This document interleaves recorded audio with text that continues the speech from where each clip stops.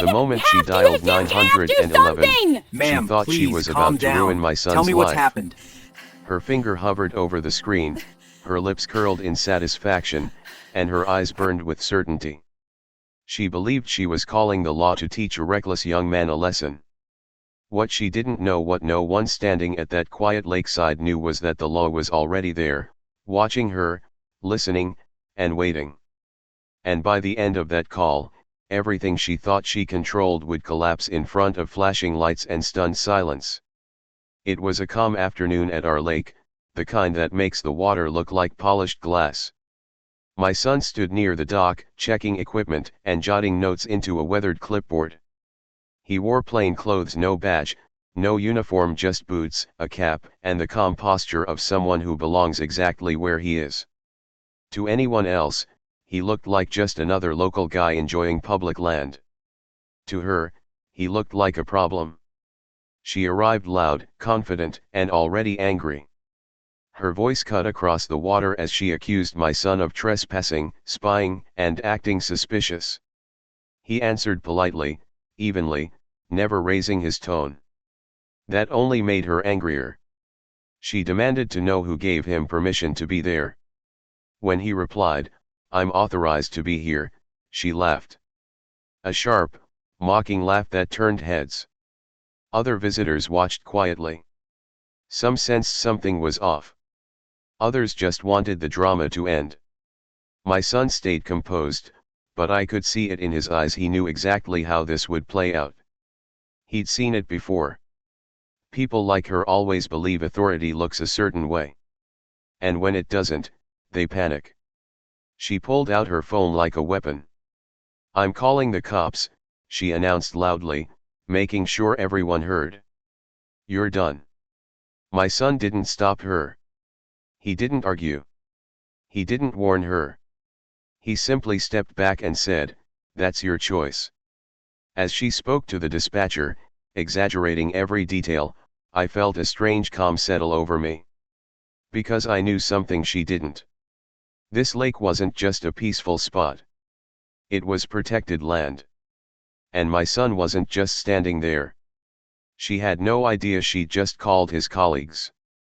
The dispatcher's voice crackled through her phone as she paced the dock, pointing at my son like he might suddenly run. She described him as suspicious, uncooperative, and possibly dangerous, adding details that didn't exist. According to her, he was hiding something, refusing to leave private property, and threatening her safety. My son stood a few steps away, hands relaxed at his sides, eyes scanning the shoreline as if nothing unusual was happening at all. When she hung up, she folded her arms with triumph. "They're on their way," she said loudly. "You should have listened when I told you to leave." My son nodded once. "Okay," he replied. Just one word. Calm. Neutral. That single response seemed to unsettle her more than any argument could have. She expected fear, excuses, or anger. Instead, she got patience. Minutes stretched. The lake returned to its quiet rhythm, birds calling, water lapping softly against the dock. A couple nearby pretended not to stare, but everyone was watching now. She kept glancing down the road, waiting for sirens, straightening her posture like she was preparing for a victory speech. I stayed back, observing.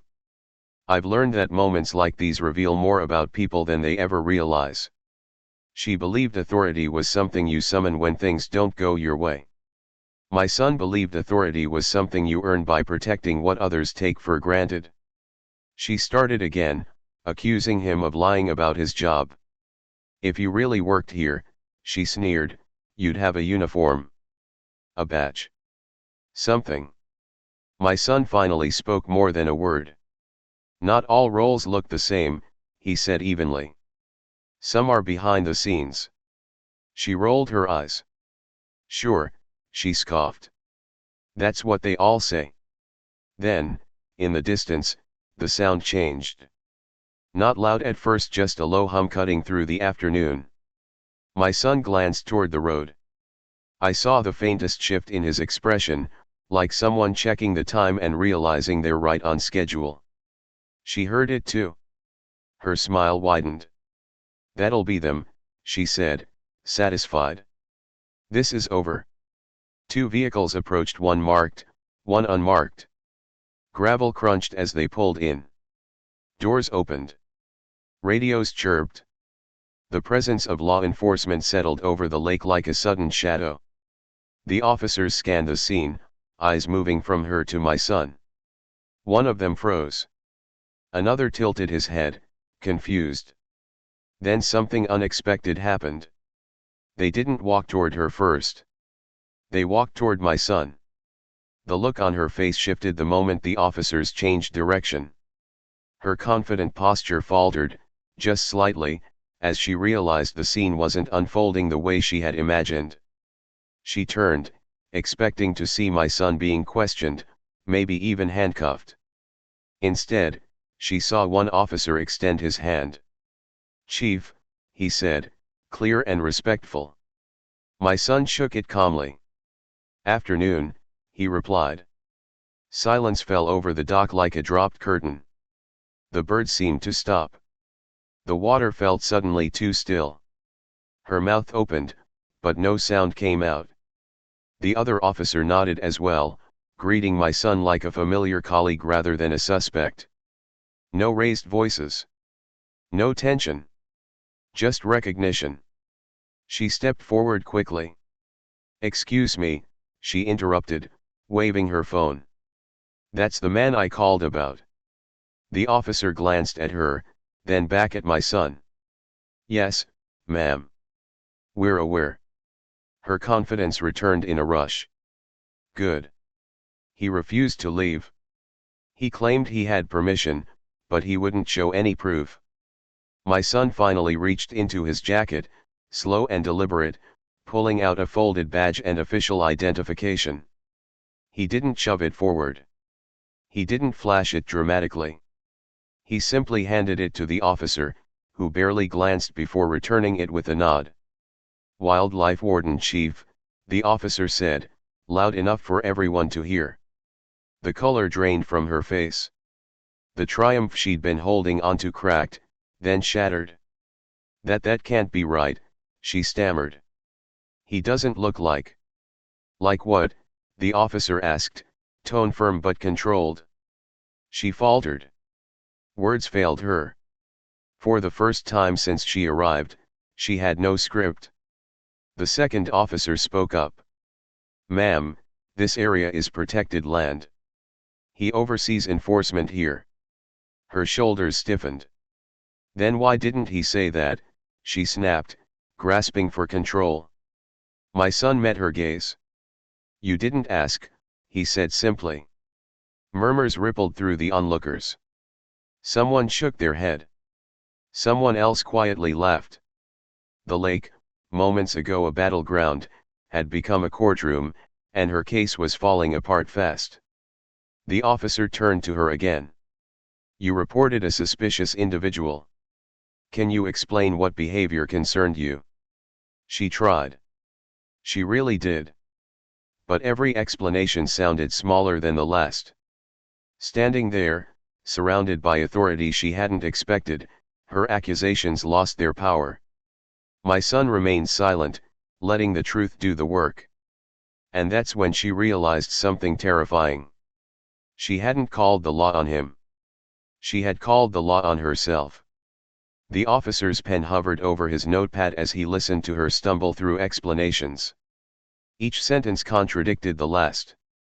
First, my son was sneaking around. Then he was loitering. Then suddenly, he was just standing there, acting strange.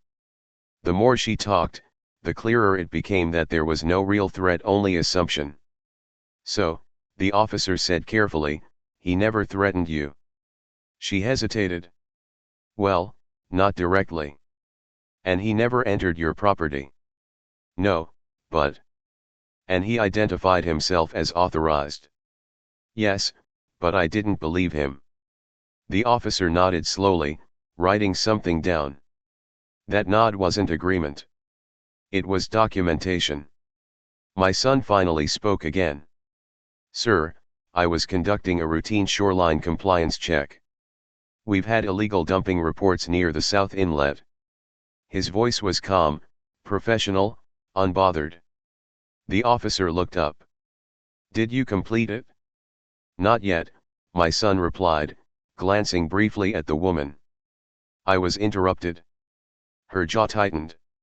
"So I'm being punished for being cautious now," she snapped. "Is that it?" "No, ma'am," the officer said evenly. "But calling emergency services under false pretenses is a serious matter." That sentence landed hard. She crossed her arms defensively. "I felt unsafe." The officer met her eyes. "What specifically made you feel unsafe?" Silence. Around us, people leaned in closer, pretending not to listen while hearing every word. This was no longer about my son. This was about accountability, and she could feel it slipping beyond her control. The unmarked vehicle's door opened again, and a third official stepped out, a senior ranger known throughout the county. He recognized my son instantly. "Didn't expect to see you out here today," he said with a small smile. "Long day," my son replied. The ranger turned to the officers. "Everything all right?" "Yes, sir," one answered. "Just sorting out a call." The ranger glanced at the woman, then back at my son. His expression hardened slightly. "This is his jurisdiction." Her face went pale. "You mean, all of you?" "Yes, ma'am," the ranger said. "You're surrounded by the law you asked for." Her breathing quickened. For the first time, she looked scared, not of danger, but of consequences. The story she planned to tell was unraveling publicly, and there was no rewind button. The officer closed his notebook. "Ma'am, we need to talk about misuse of emergency services." She swallowed hard, realizing too late that this call had changed everything. She tried to regain control by raising her voice. "This is ridiculous," she protested. "I called because I thought something was wrong. You can't blame me for that." The officer didn't flinch. "Calling because you're concerned is one thing," he replied. "Refusing to listen when you're corrected is another." My son stood off to the side, allowing the process to unfold without interference. That was always his way. He believed authority spoke loudest when it didn't shout. The ranger asked him a few quiet questions about the shoreline inspection, and my son answered clearly, pointing out the areas he still needed to check. Meanwhile, her frustration bubbled over. "So he can just stand here pretending to be important while I'm interrogated," she snapped. The ranger looked at her sharply.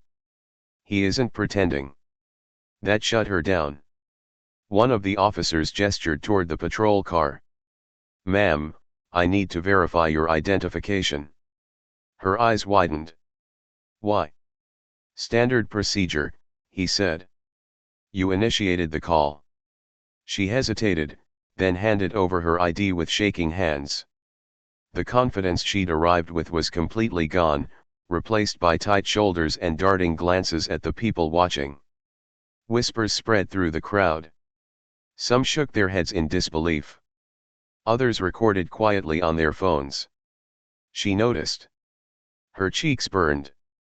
The officer returned after a moment. "Ma'am, do you live near this lake?" "Yes," she answered stiffly.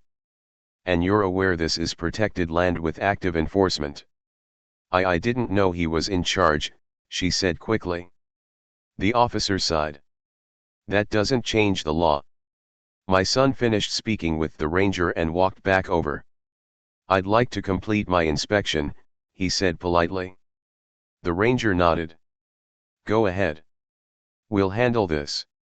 As my son stepped away, she watched him go, her expression caught somewhere between anger and disbelief. She had tried to assert power over him. Now she couldn't even hold his attention. The officer turned back to her. "Here's what's going to happen," he said calmly. "We're issuing a warning today. but any future misuse of emergency services could result in fines. Her shoulders slumped. A warning, she repeated, almost offended. Yes, ma'am, he replied. Consider it a lesson. She opened her mouth to argue, then stopped. She knew she'd lost. The law she tried to weaponize had instead drawn a clear line, and she was standing on the wrong side of it. As the officers wrapped up, the lake slowly returned to normal. But for her, nothing felt the same. She'd come to dominate the scene and left diminished. And my son? He never looked back. The patrol cars didn't leave right away. One officer stayed behind, chatting quietly with the ranger, while the other watched the woman with measured calm. She stood near the dock, arms wrapped tightly around herself, staring at the water as if it might explain how everything had gone so wrong. The lake reflected the sky just as peacefully as before, mocking her turmoil. My son moved methodically along the shoreline, clipboard in hand, noting measurements, checking markers, and photographing a small area near the reeds. To anyone watching, it was clear this wasn't an act. This was routine. This was responsibility. The same calm focus he'd had since the beginning never wavered. A few bystanders approached me quietly. One woman whispered, "I thought he was just a local guy." I had no idea. I nodded, offering a small smile. That misunderstanding was the entire problem. People often confuse quiet confidence for weakness, and silence for guilt. Behind us, the woman finally spoke again, her voice lower now. "I didn't know," she said to the officer. "He should have made it clearer." The officer shook his head. "Ma'am, he did everything right." The issue wasn't clarity. It was assumption. That word seemed to hit her harder than anything else. Assumption. It echoed in the space between them, impossible to argue with.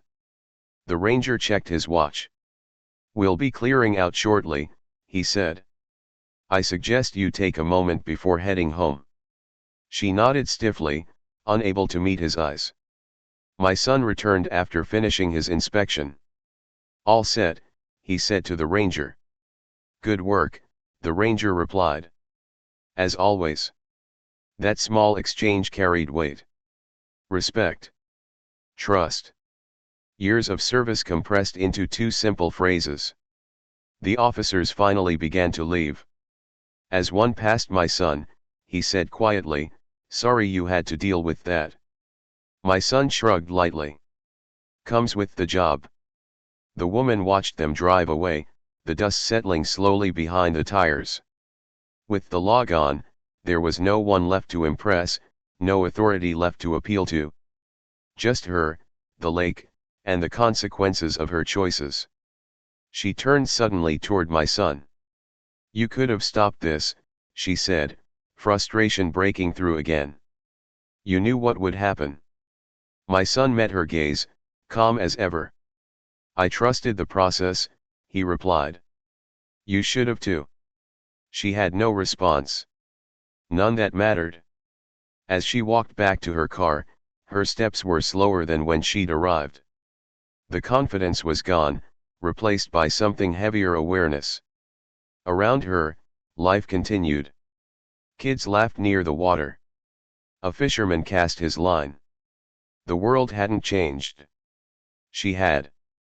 And sometimes, that's the hardest lesson of all. She lingered by her car longer than necessary, hands gripping the door handle as if leaving meant admitting defeat. Every few seconds, she glanced back toward the lake, half expecting someone to call her out again, to add one more humiliation to the day. No one did.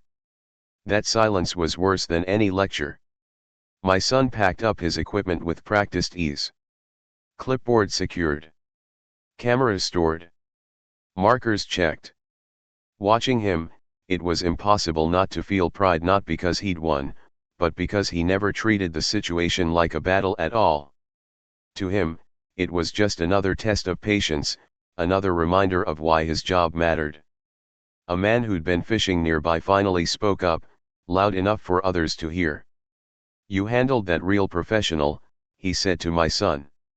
My son smiled politely. "Just doing my job." The fisherman shook his head. "Wish more people did it like that." Those words followed her as she finally opened her car door. She paused, shoulders sagging, and for a moment I thought she might say something, an apology, maybe, or at least an acknowledgement. Instead, she got in, shut the door, and drove off without another glance. But the story didn't end there. Later that evening, as the sun dipped low and painted the lake in gold, my son and I walked the dock together. He told me this wasn't the first time someone had questioned his authority because he didn't fit their expectations. He'd been called names, accused of lying, even challenged outright. "Most people back down once they realize," he said. "Some don't." "And her?" I asked. He exhaled slowly. "She learned something today. Whether she accepts it is up to her." The lake was quiet again, but the weight of what had happened lingered. This place wasn't just water and land. It was responsibility. Protection. Rules that exist whether people like them or not. The next morning, my phone buzzed with a notification. A local community group had posted about an incident at the lake. Someone had filmed part of it. The comments were already filling up. Some defended her. Most didn't. Many pointed out how often people try to use the police as a shortcut to power. My son never commented. Never shared the post. Never defended himself online. He didn't need to. The truth had already spoken. As for her, I don't know what she told her friends that night. Maybe she left out the part where the officers greeted my son by title. Maybe she blamed everyone but herself.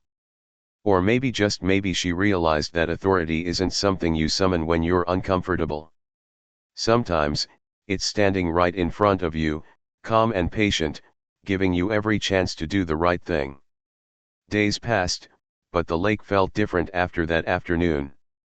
Not quieter, just sharper, like everyone who visited now paid a little more attention to the signs, the boundaries, and the people tasked with protecting them. My son noticed it too. Fewer arguments. Fewer challenges. People asked questions instead of making accusations. Respect, once shaken loose, has a way of spreading. Midweek, my son received an email forwarded from the county office. A formal complaint had been submitted. Not against him but by her. She claimed she'd been embarrassed, ganged up on, and intimidated by officials abusing their authority. The language was dramatic, carefully chosen, and completely detached from reality. My son read it once, then closed the file. "This happens sometimes," he said calmly. "Paper complaints feel safer than public confrontations." The department investigated anyway. Body cam footage. Call logs. Witness statements. Every step documented. Transparency wasn't a threat, it was protection. Within 2 days, the complaint was dismissed as unfounded. But something unexpected followed. Another message arrived, this time marked personal. It wasn't official letterhead. It wasn't legal language. It was short, uneven, and hesitant. She wrote that she'd been angry that day. That she'd felt out of control and lashed out at the nearest target. She admitted she assumed my son didn't belong because he didn't look the way she expected someone in charge to look. The words apology never appeared, but the meaning hovered close enough to feel real. My son sat quietly for a long moment after reading it. Then he replied with a single sentence, "I hope next time you choose conversation before accusation." That was it. No lecture. No victory lap. When we returned to the lake that weekend, the same dock glistened under the sun. Families laughed. Kids skipped stones. Life continued, unbothered by past drama. Authority hadn't flexed. It had endured. As we walked, I noticed new signs posted, clearer markers explaining protected areas and ongoing enforcement. My son hadn't ordered them. Someone else had. Change doesn't always announce itself. Sometimes it just quietly improves things. I realized then that the real story wasn't about her calling the cops. It wasn't even about her calling the law on the law.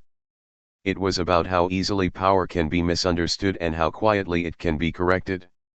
My son never asked for respect. He simply acted in a way that earned it. And somewhere out there, a woman learned that dialing a number doesn't make you right. Knowing when to listen might. Looking back, that day at the lake became one of those stories people retell not because it was loud or dramatic, but because it revealed something uncomfortable and true. Power doesn't always look the way people expect. And when expectations collide with reality, the results can be humbling. For my son, life went on exactly as before.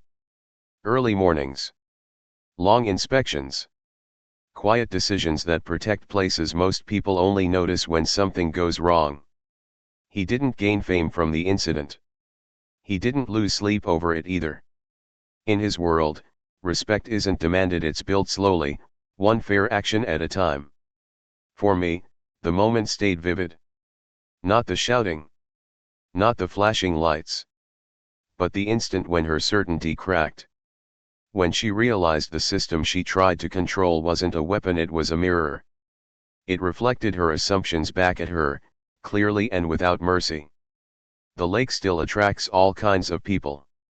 Some come for peace. Some come for escape. Some come carrying frustration they're ready to unload on the first stranger who doesn't fit their idea of belonging.